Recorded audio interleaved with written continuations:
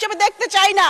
আর 7 বার MP বক্তৃতা দিয়ে তো 7 বার এমপি হওয়া যায় না। ফুল ফুটুক আর নাই ফুটুক, এই সংসদে আজ বসন্ত আমাদের 50 জনের কাছে। Rehana Akter Ranu, I am sorry. মাননীয় স্পিকার, আপনাকে ধন্যবাদ। ফুল ফুটুক আর নাই ফুটুক, এই সংসদে আজ বসন্ত আমাদের 50 জনের কাছে। প্রত্যেক রাজনীতিবিদের জীবনে স্বপ্ন থাকে এই মহান সংসদে আসবার। তৃতীয়বারের মতো এই সংসদে এসেছি, পরম করুণাময় আল্লাহ পাকের কাছে শুকরিয়া।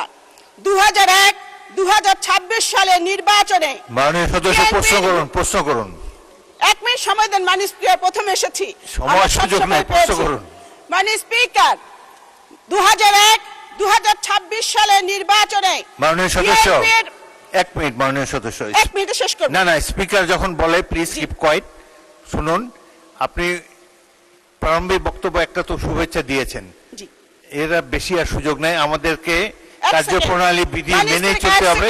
একটি প্রশ্ন করুন প্লিজ। মাননীয় স্পিকার, আপনাকে কড়া হেডমাস্টার হিসেবে দেখতে চাই না, নারী বান্ধবী স্পিকার হিসেবে এই সংসদে দেখতে চাই।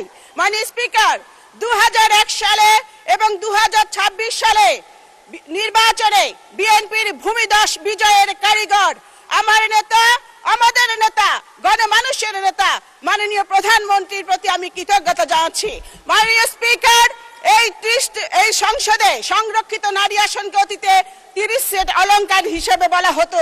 এই কারণে স্বৈরাচার এরশাদ লজ্জায় শরমে সাংবাদিক শফিক রহমানকে গ্রেপ্তার করেছিলেন।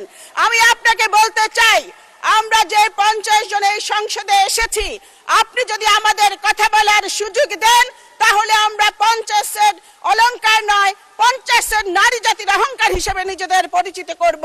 মাননীয় স্পিকার, আজ থেকে 30 বছর আগে আমি আপনার নির্বাচনী এলাকার জনসভায় মাননীয় সংসদ নেতার শপথ সঙ্গী হয়ে বক্তব্য রেখেছিলাম। আমি আপনার আকাশচুম্বী জনপ্রিয়তা দেখেছি। আপনি 7 বার এমপি হয়েছেন, আমিও আপনার মতো 7 বার এমপি হতে চাই। এই কারণে এই সংসদে কথা বলার সুযোগ চাই। মাননীয় স্পিকার, এই প্রত্যাশায় আমি মন্ত্রীর কাছে প্রশ্ন করতে চাই যে মাননীয় মন্ত্রীর কাছে আমার প্রশ্ন, Chittagong chemical complex, Khulna newsprint mill, Dhaka leather complex দীর্ঘদিন ধরে বন্ধ রয়েছে, এগুলো চালু করার কোনো পরিকল্পনা বর্তমান সরকারে আছে কিনা মাননীয় মন্ত্রী বলবেন কি? ধন্যবাদ মাননীয় স্পিকার। সংসদ পরিচালনা হবে কার্যপ্রণালী বিধি মোতাবেক। এই প্রশ্নোত্তর পর্বে একটি প্রশ্ন করার সুযোগ আছে, আপনারা প্রশ্নের উপরেই থাকবেন বলে আশা করি।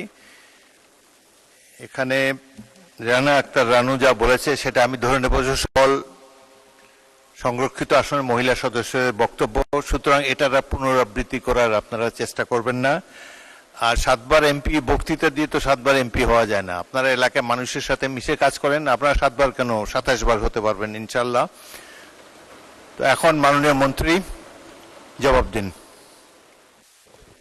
মাননীয় স্পিকার, আপনাকে ধন্যবাদ।